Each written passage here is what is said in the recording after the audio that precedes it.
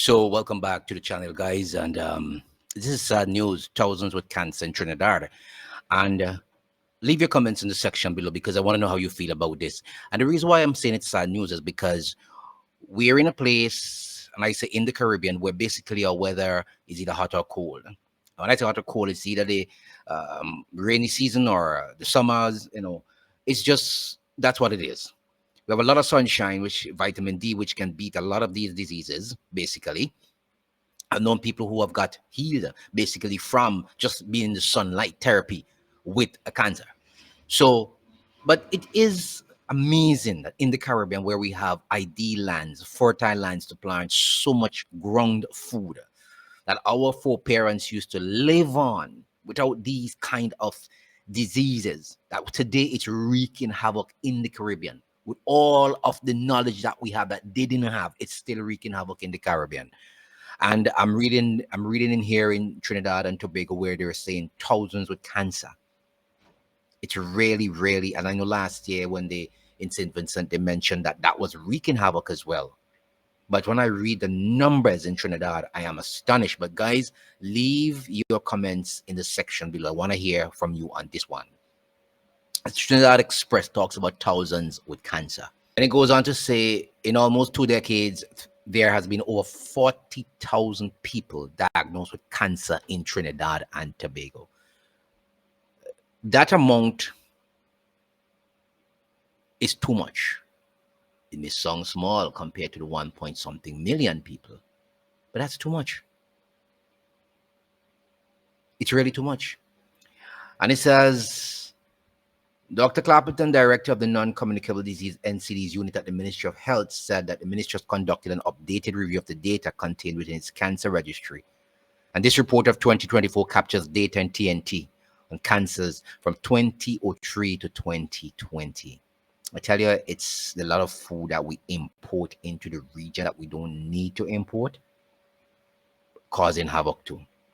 That is where the bulk of the havoc is coming from. That food that we import from outside that we don't need to. You just saw the FDA released a list about red dye and the amount of foods red dye having because it's causing cancer. Something invented since the 1900s, early 1900s. They're now telling you after 100 and something years that it gives you cancer. You know how much people died from that thing? Speaking at the meeting of the Joint Select Committee on Social Services and Public Administration, he says that 43,380 cases of cancer were recorded between 2003 and 2020, with 97.7% of those diagnosed over the age of 25. His data also showed the disturbing trend between men and women, with 49% of the cases diagnosed in men, 51% in women. Age group mostly impacted by cancer are individuals aged 60 to 74, accounting for 39% of all the cases. In terms of the ethnic breakdown, the report highlighted that 36.2% of those diagnosed with cancer were Afro-Trinidadians, while 23% were Indo-Trinidadians. So within the Indian communities, you see the 23%. Within the Afro or the Africans or blacks, you see 36.2%. So it's higher in the black community. I'm speaking to black people now. We have to do better. We must do better. We seem to consume a lot of what other races wouldn't want to consume. We have to do better. I heard children right here in St. Vincent talking about, oh, I don't want any potato. I don't want any sweet potato. I don't want a yam, no dashi, no nothing. Give me KFC, Subway. You could imagine that? The most interesting conversation I came upon with two young people, maybe in classes for common entrance, they call it CPA now. One white, one black. And the white one was saying, yes, I like sweet potato. I like edibles and dasheen. The black one was saying, oh, yuck. No. My mother can't give me that. I want my bologna. I want my bolognas. I want my Subway, my KFC. It's like, our people just don't get it.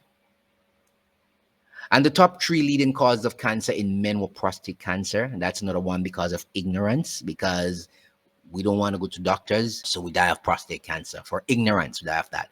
Colorectal cancer and lung cancer, while the leading cancers in women were breast cancer, uterine cancer, and colorectal cancer. So we do have a lot of problems with cancers. Health Minister Dialsing outlined the efforts by the ministry to address the cancer burden in Trinidad and Tobago. He noted significant progress in cancer education, screening, and treatment, emphasizing the ministry's initiative to increase screening for prostate and lung cancers in men. Listen, guys, we could avoid a lot of these cancers, but we love to eat a lot of things that makes no sense for our bodies. Our bodies were never built to digest some of the foods that we're eating. And now you see the full list of foods that have red dye in them. And many of them have been in the Caribbean for years. And why is the FDA now banning it? Because they're saying their studies in lab rats confirms that it gives cancer to them. Could you imagine that? Foods for years, candy and soda and other foods. We've been pulping them down in the region. Look at them. Foods on the chopping block. Look at them. Even ensure that they say nutritional for people, red dyes and that too. Could you imagine that? Could you imagine that? My God, have mercy. And it has classified as a potential human carcinogen after studies indicated connection to thyroid tumors in rats. Guys, leave your comments in the section below. There's no need for us to have so much cancer, high cancer rates in the region. There's really no matter. We have to start dealing with the earth and stop importing these rubbish that we're eating. Leave your comments in the section below.